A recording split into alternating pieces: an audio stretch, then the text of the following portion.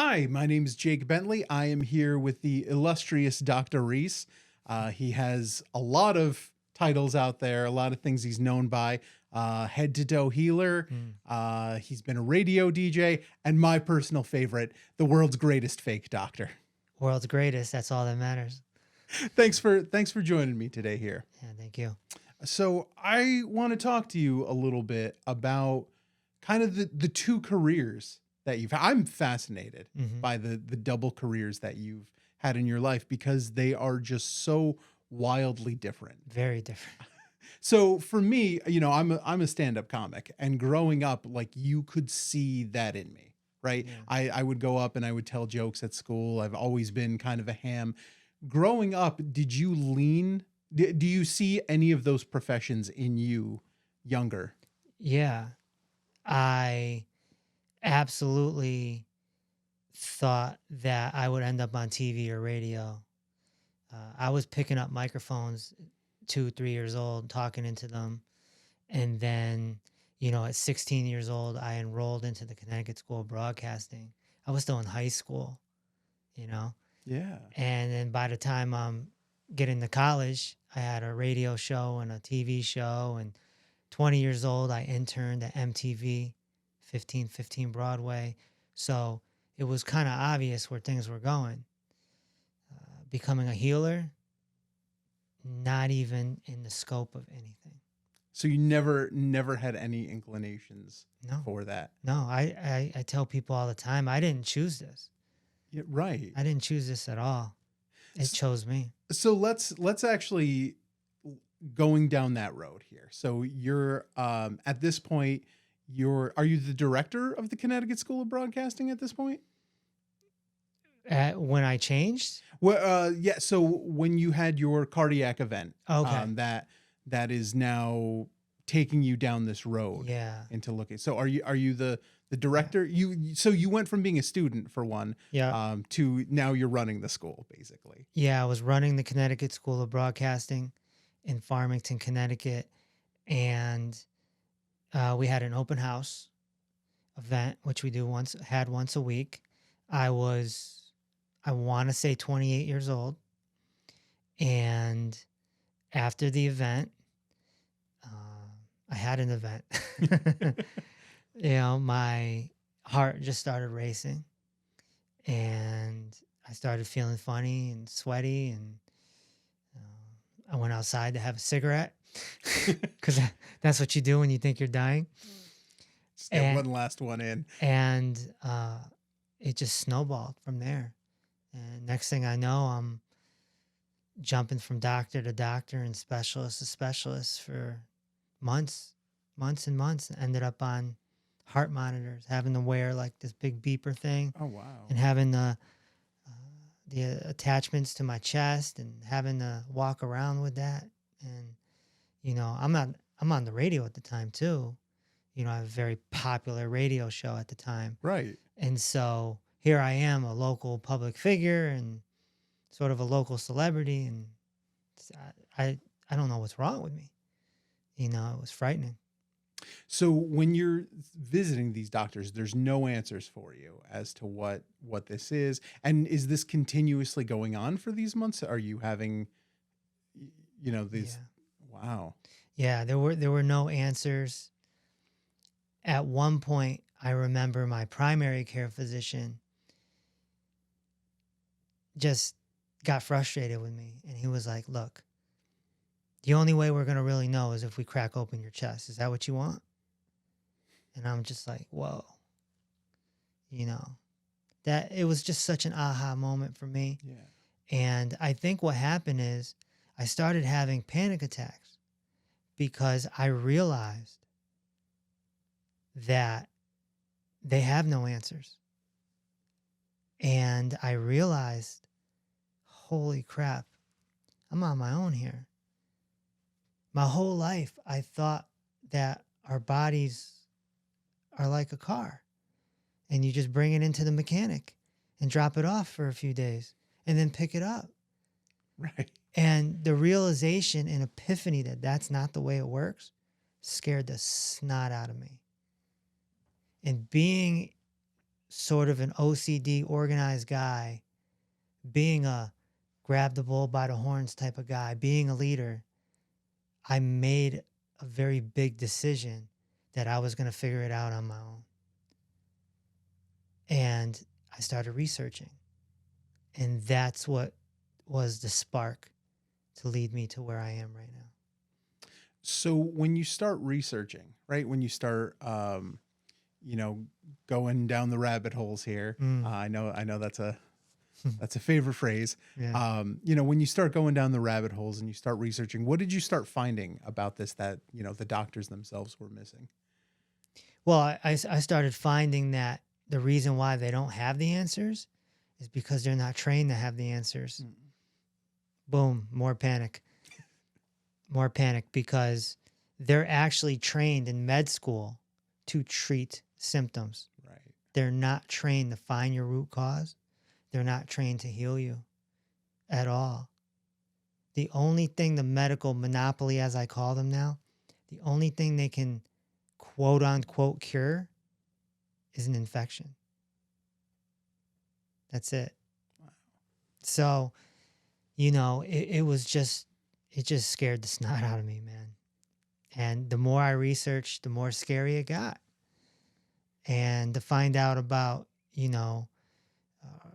Rockefeller and some other big billionaires back in the day in the early 1900s taking over, and the way they started the pharmaceutical industry.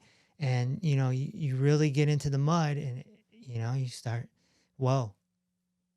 I actually didn't know a lot of that. Oh, yeah. Oh, yeah. It's now a $1.6 trillion industry. And it all started in the early 1900s. Interesting. With the Flexner Report, which is what changed med school. That's what made med school standardized. They took all the plant medicine out. They took all your body can heal itself out. They took all of that out. And they implemented a system of, give this drug for this and give that drug for that. And then by the time we get to the 1990s, right? Fast forward 90 something years. Now with the birth of television, now we get the commercials. Right. Now we get the guy with the gray hair, the old guy, with the dramatic music behind him and him hugging his wife and her, and they're like, yeah, get, Viagra, get it today and increase your life. And then, the statin drugs and the proton pump inhibitors. And what you see when you see clearly is revenue streams. Mm. And then you find out about the pharmaceutical companies coming into the doctor's offices. Right. And, hey, if you prescribe this amount, we'll hook you up with that. And it actually was legal to give kickbacks to doctors. And then it became illegal. And that was called the Sunshine Act. So, that all changed. Now they do it through payola, a very subtle payola, which, by the way, is also in the music business. Really? Oh, yeah. These connections are everywhere. Yeah, because the record labels would come to the radio station. They would treat you to a big lunch. They'd basically whip out the credit card. Whatever you guys want. Yeah. I mean, they used to take us for lobster dinners. And then they play the music, and then they're looking for spins. They're not directly giving you money. They're giving you perks. Right. And the pharmaceutical industries actually do the same exact thing. You prescribe, you're a medical monopoly doctor, and you prescribe a ton of statin drugs. We'll make sure that we give you a speaking gig, in Barbados. Bring your family. Right. And so you find out all this stuff, and it's like, whoa. But the key to the whole thing is realizing that they can't heal you.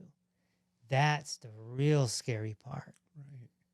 So if you go in with fibromyalgia, if you go in with a bulging disc, if you go in with sciatic pain, if you go in with type 2 diabetes, they got nothing but drugs, injections, and a lot of times unnecessary surgeries. And they're just raking in the money. Wow. So, yeah, I decided to take my power back. I decided to figure it out on my own. I had no plans on becoming a holistic doctor, a head to toe healer. None. I was a broadcaster.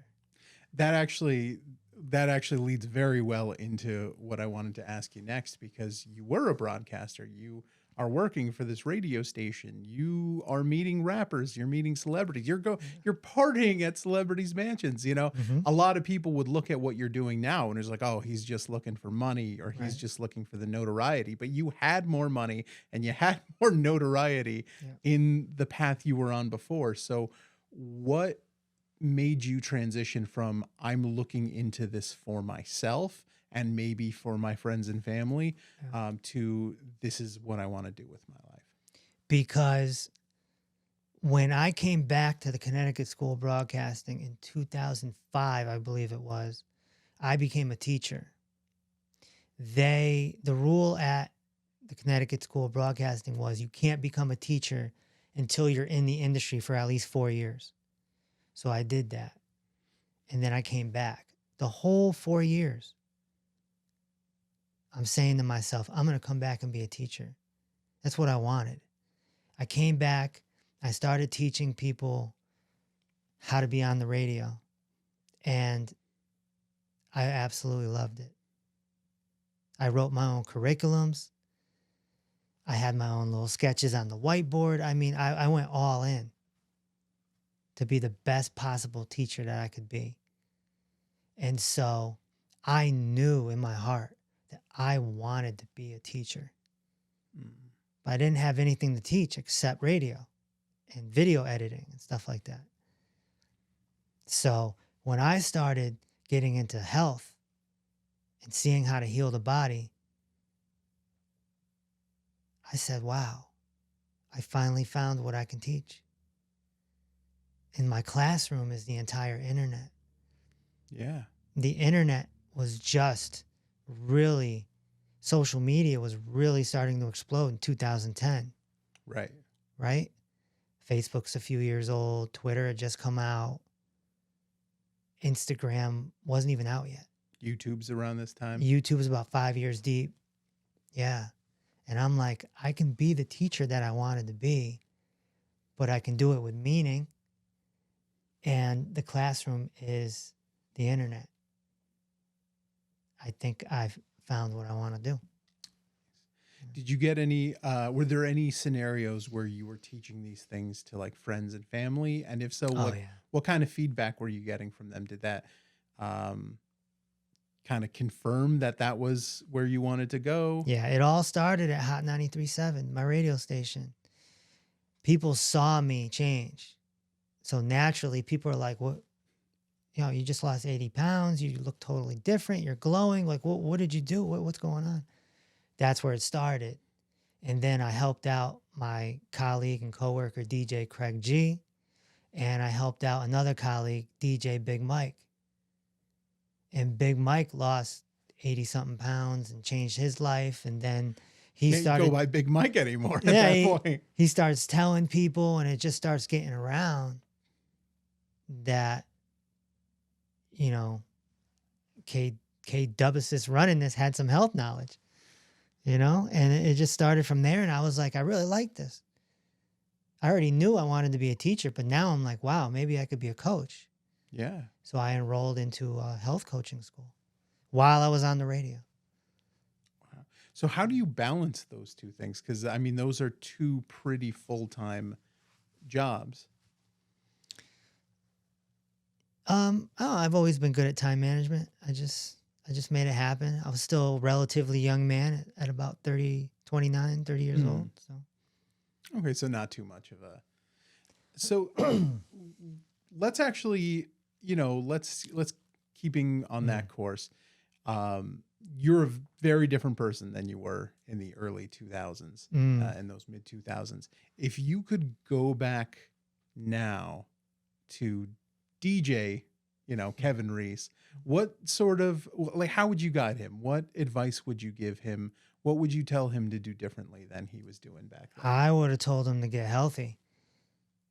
I would have told him, hey, stop eating at 3 a.m. Stop going to fast food restaurants. Stop eating so much. You're missing nutrition.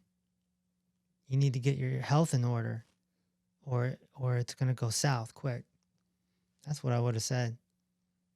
Because you know, health is number one. Right. It really is. You could be rich. You could have every material item in the world. You could have the best relationships. You could have everything. If you don't have your health, you become miserable.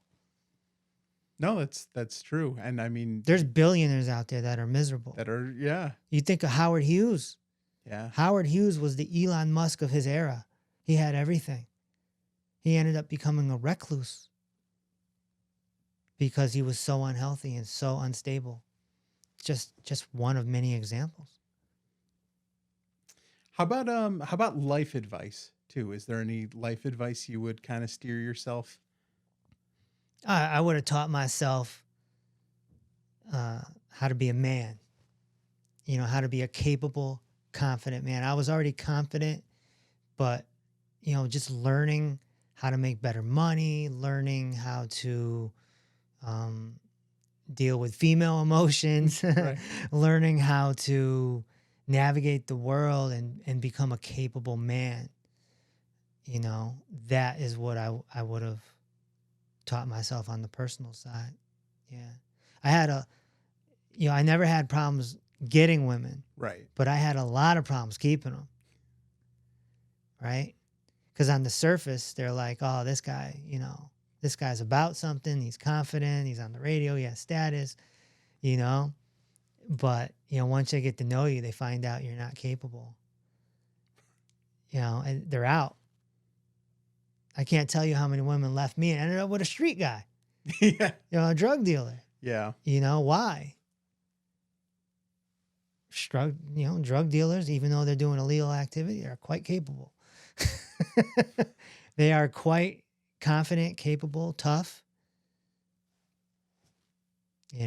So I think, there's a lot of young men out there that aren't men. And I actually wanted to go down this route a little bit because in my opinion, one of the things I see the health, industry lacking is mental health. Yeah. And you call yourself the world's first head to toe. Head to toe. And mental health, I believe, plays a huge part of that. How do you try to kind of incorporate mental health into bodily health as well? Yeah. So part of my Reese reversal system that we use to help people heal, 1/3 of it is mindfulness training. You can use the term mindset if you wanted, like getting into this computer that's inside of our skulls and start learning how it works and start learning how to hack it, if you will. Yeah. Mental health issues are going to come from one of two things. It's either going to be a nutritional deficiency, which throws off the chemistry, or it's just going to be a lack of mindfulness. In other words, people are stuck in their head, Right. Something like PTSD, for example, right? Let's say you were a soldier in war and your brother next to you got blown away and you were right there. Horrific. Blood everywhere, screaming. I mean, just nasty stuff. Yeah. 20 years later, it still pops in your head. It's still a vision that comes up. Well, if you don't have mindfulness, that's going to haunt you. I could even make the case that that's where the theme of ghosts come from. Mm. It's from thoughts, haunting thoughts. Interesting. Now, if you understand mindfulness and you understand how the computer in your skull works, it won't bother you. It will go away once you take power away from it. Because the computer is spitting out data. It's an algorithm. If you hack into the algorithm, then you can become free and gain inner peace, no matter what's happening in your life. How do you think some of the physical healing connects? Are you a believer in the strong mind-body connection? Yes, we help people heal through that. So this computer in the skull is attached to the spinal cord. And then the spinal cord has 66 nerves that go out. And so this is attached to the body, no doubt about it. If you're a negative thinker, it's very hard to heal the body. Mm. Very hard. Are you, one of the big things for me in regards to, holistic health is, kind of like the placebo effect. Yes, And it's real. I actually listened, I don't remember his name, but I actually listened to someone who described the placebo effect, because I always thought of it as, you give someone sugar pills and Yeah. there was nothing ever wrong. Yeah. But he kind of reframed it as, giving something to kind of trick your mind into healing your body. Is that how you look at it? Would you give kind of a different definition of that? I think placebo with any healer always falls into the recipe. And it comes down to hope. Mm. If you have hope, you have a higher chance of healing. And so people come to me, I'm live every Tuesday on social media, and people may come and be like, Dr. Reese, I heard you say this. I heard you say that this could be healed. Is this real? And I'm like, yes, it's real. Yes, you come with me, you will heal. And they feel the presence of confidence. And they start healing. That's not to say that the nutrition doesn't play a factor, or the postural therapy we do, or the mindfulness training we do. That all plays the factor. But having hope raises that vibration and people heal. We have this woman who had such PCOS, which is a female disorder, right? She was getting 1 or 2 periods a year. Oh, wow. This is like a 35, 36-year-old woman. She's now having her cycle once a month. And we accomplished that in just a few months. We gave her the nutrition, we gave her the postural therapy, we gave her the mindfulness training. But she also had the trust in me and my clinic. The trust, the belief. This is very, very powerful stuff. Yeah. And now that testimonial is on video, because we capture everything on video. And then that goes out to others. And then there's some other woman out there who thought PCOS could never be reversed. And now she has hope. And it's a snowball effect. So every single client that ends up on video telling their story actually contributes to someone down the line healing. So when you say head to toe, see, when I hear head to toe healer, my first thought is, come to me with anything. But hearing that, it almost sounds like that's also a part of the healing process itself, is incorporating every system, every every part of the mind, body, soul, every part of the person to heal. That's right. Because it's all connected. So if you have migraines, I'm looking at your feet. Your medical doctor is not. Right. If somebody has fibromyalgia, I want to see the position of their spine. The medical doctor is not, because they're not trained to. I have taken it upon myself to understand the whole body. I did this. Nobody said, "All right, come over here, Kevin. We're going to teach you the whole body." I saw an opening. I saw what was missing, and I decided to fill that. And so the system that I've developed is about going after the whole body, no matter what you have. It doesn't matter what you have. That's the part that blows people away. They're like, okay, fibromyalgia, what do you do for it? The Reese reversal system. All right, I have chronic migraines. What do you do for it?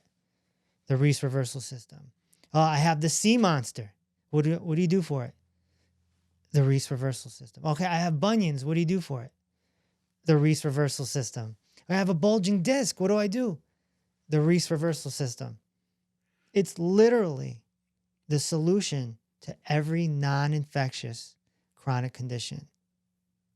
Now, you will get a customized nutritional protocol, of course. Yeah. We have to see what you're deficient in and then mold it around that. But for the most part, it's pretty standardized. And it just works because once you get the nutrition and once you're getting your body back into alignment and then you're doing the mindfulness training, the body just heals quick, very quick, inside of a year, most times inside of 120 days. Really? That quickly? That quickly. Yeah. So you've started having doctors come after you on all over social media. They love me.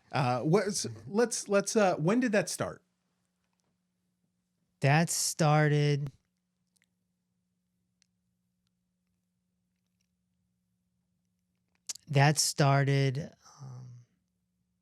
about a year ago. Okay. Yeah. About a year ago, I went viral. And from there, life has been completely different. What was one video? What was the video that went viral? It was on dementia. Okay. I was saying that dementia can be reversed. And it went very viral and it reached a lot of people. And, my whole life changed quickly. Like inside of a month. Yeah. So, from there on out, I was polarized. Quack, fake doctor, charlatan. And then on the other side, you're an angel, you're a blessing. Thank you so much. Just completely polarized. Still am. It'll never change. Do you have, as a result of that, do you have dementia patients you're working with now?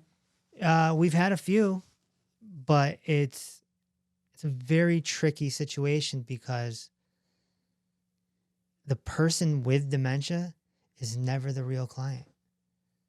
The real client is the caretaker. So it's a very tricky situation.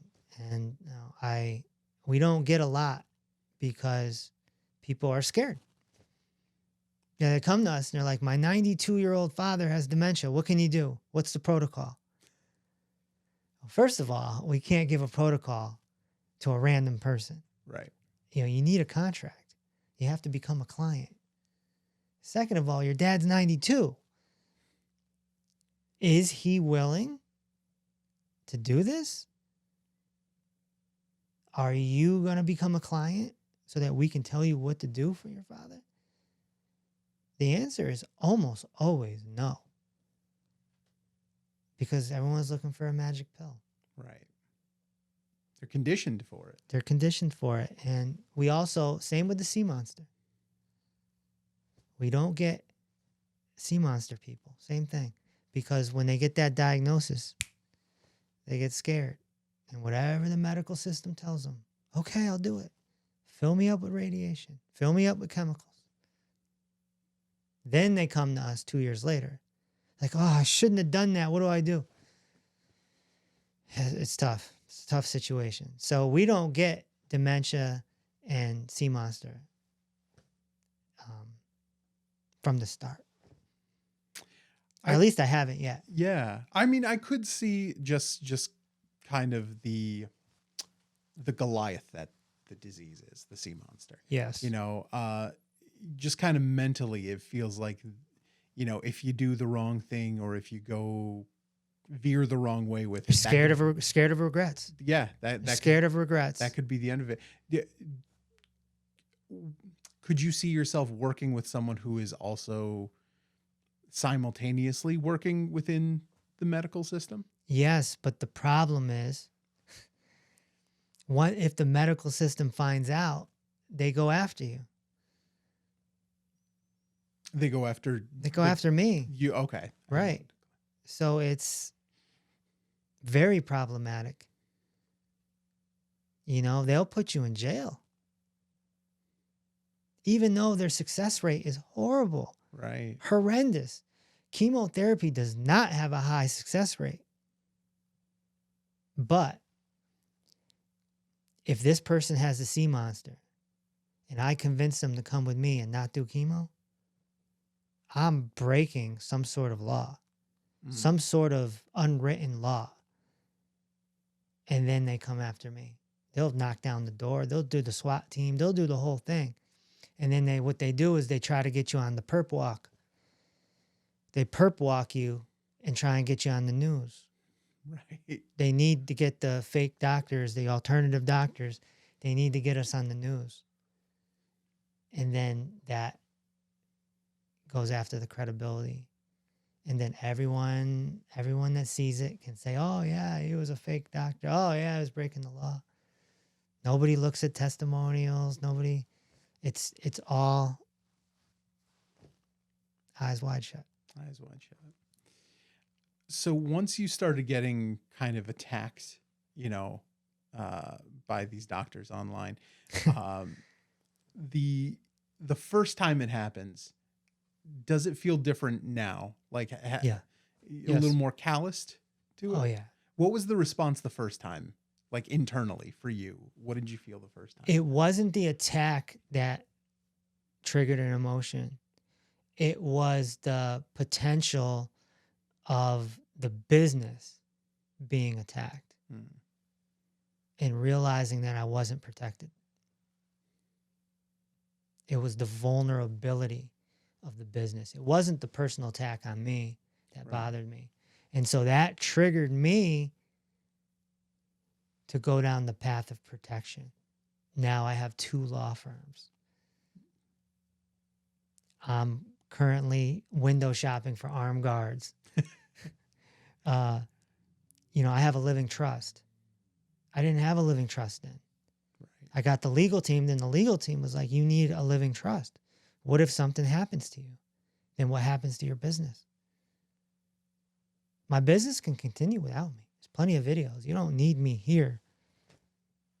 So that triggered me to protect the business. But hearing the attacks didn't bother me at all. Still don't. How do your clients, how do those around you, how do they react to these attacks? Do you find that they, kind of bunker down with you and support? Do they kind of lash back?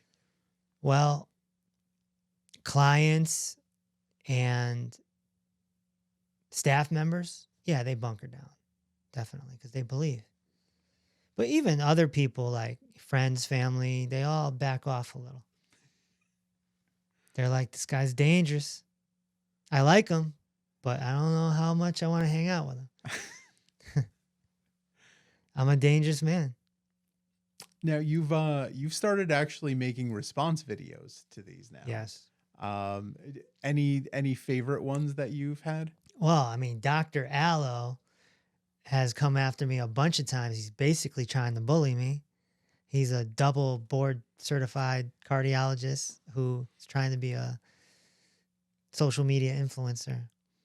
So I responded to him. It's like a 15, 20-minute video. But yeah, I mean, they really have no ground to stand on. Because the only angle they come at is this guy's not a medical doctor. And I've never claimed to be a medical doctor. I don't want to be a medical doctor. I'm saying that the medical system is hot garbage. It's clearly in my message. Right. I mean, God bless the emergency rooms and the urgent care. But your primary care physician is as useless as tits on a bowl, as they say. Literally. I'm not even sensationalizing it. It's literal. I could prove it very easy. All you have to do is go in and be like, Doc, I think my copper's low. Can you check it? They won't know what to do.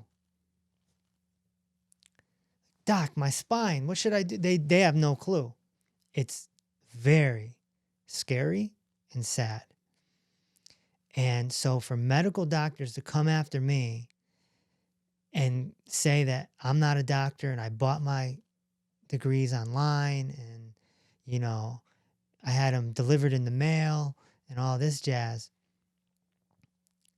is not the point. The point is someone who treats symptoms versus someone who heals head to toe. Mm. That should be the debate. That should be the conversation. Because at the end of the day, it doesn't even matter what the letters are next to my name. Right. It plays no factor. I could just as easily just be a health coach. I was helping people heal before I got my doctorate Yeah. for 8 years. So it's absolutely irrelevant. So if they want to keep attacking me for that, I'm fine with it. They're just giving me more content. They're giving me more things for my team to splice together and edit together. Okay, thank you. Appreciate it. Everyone, there's a documentary coming out about me. It's called Fake Doctor. When in Rome. I can actually attest to you doing things, before you got that doctorate. Before I ever met you, I actually, a friend of mine's mom did your Eat the Sunlight program. Oh, wow. That was the first time Wow. before we ever met, she was posting about that on her Facebook. And then after I kind of connected the names and looked back. Yeah. So how did you go from that to like, how has the program evolved from just, hey, nutrition to... Oh, yeah. Yeah, I mean, just over the years, experience, so much experience, talking to, dealing with clients. And, one of my biggest testimonials was Kim, who had a tumor blocking her birth canal. And here she is scheduled to give birth in 7 months. Wow. And the doctors say she needs to make her final preparations because she's going to die in childbirth. And they don't think they can remove it with a C-section. We had that thing shrunk under 2 months. That testimonial evokes a lot of emotion in people. It's on video. Yeah. That was before I was Dr. Reese. I mean, you mentioned too, giving hope to people. And, when your doctor, is kind of steering you towards make your final, preparations, that's not really instilling a whole lot of hope there. Well, no, the medical monopoly leaves people in darkness. In fact, if you go on Google, you pick whatever disease you want, fibromyalgia, sciatica, whatever one you want, type it in. You'll see it literally says no one knows how it occurred, right, and it can't be cured. So just imagine you get diagnosed, you go on Dr. Google, and then Dr. Google tells you it can't be reversed either. On top of it, this is some hopeless stuff. And what's the excuse? It's genetics, kid. Sorry, it's hereditary. You got bad luck. It's hogwash. It's all hogwash, and we have all the proof on video. So, I've said it before. I told Dr. Allo in my response video, and I'll say it here.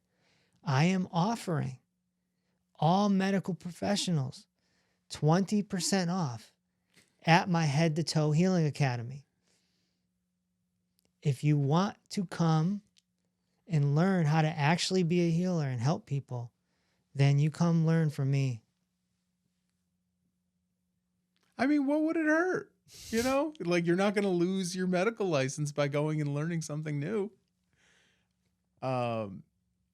So that brings up another, you brought up Dr. Google. And I can say in my anecdotal experience, you show up to, I actually had appendicitis. Right. Googled my symptoms, found out I had appendicitis, went in, and the doctors were like, nah, you don't have appendicitis. And I actually got sent home, came back 3 days later, after I passed out from the pain, and they're like, oh yeah, it turns out you do have appendicitis.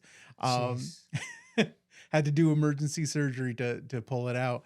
How do you feel when, people come up with Dr. Google, like, hey, I Googled this, you know, what's your response?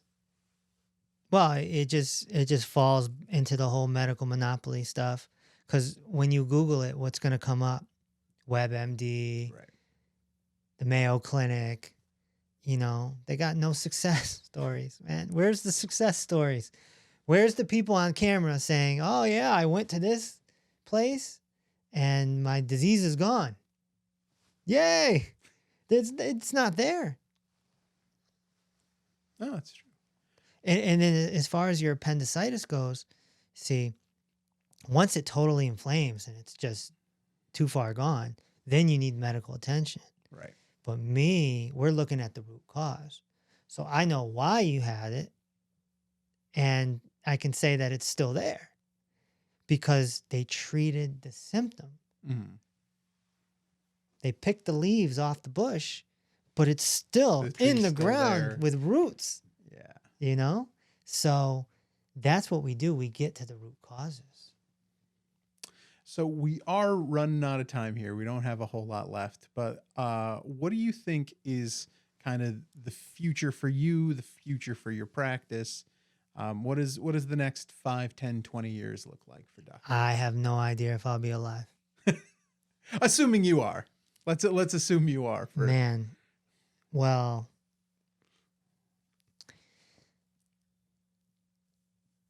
I think that the business will continue, but I may not be involved with it.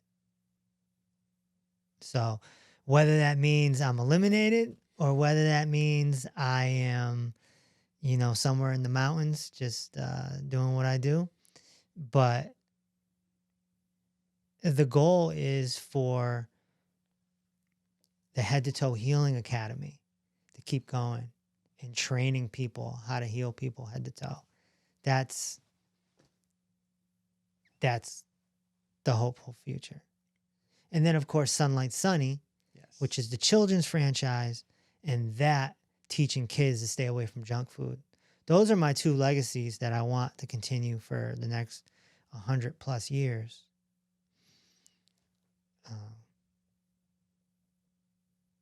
As far as me, I have no idea. My work's already pretty much done. So Just taking it one day at a time. I could be eliminated or I could disappear on my own. But either way, Jake, there is a lot of Dr. Reese videos. Right. A lot. And assuming the internet doesn't go bye-bye, there's going to be Dr. Reese videos for decades and decades and decades. There's a lot of people where the internet passed them by. One of my teachers is a great example, Dr. Joel Wallach, who is like the Nikola Tesla of nutrition. I mean, the guy is like, he's done so much great work. But the great work that he did is in the 60s, 70s, 80s, 90s. Internet passed him by. There's people from the 1800s. Yeah. The internet passed them by. We can't we can't watch a video of Mark Twain. Right. We can't watch a video of Ben Franklin, Nikola Tesla. Be a wild video. Wild video. So I just feel like right time, right place for me. Yeah. I got the internet. I know how to use it. I used it in my last career. So it just all feels very divine. Right time, right place. Let's make this happen. And, let's get the arm guards and let's keep going. Well, that actually is Bulletproof our vest. time for today. I hope you actually find some really great arm guards who make sure that you are here long enough to go off into the mountains. Man, we got to start charging more in order to afford all this. All right. Well, thank you. Thank you for joining me here today. It's been an absolute pleasure to interview you, and can't wait to see what comes next. Thank you, Jake. Thanks.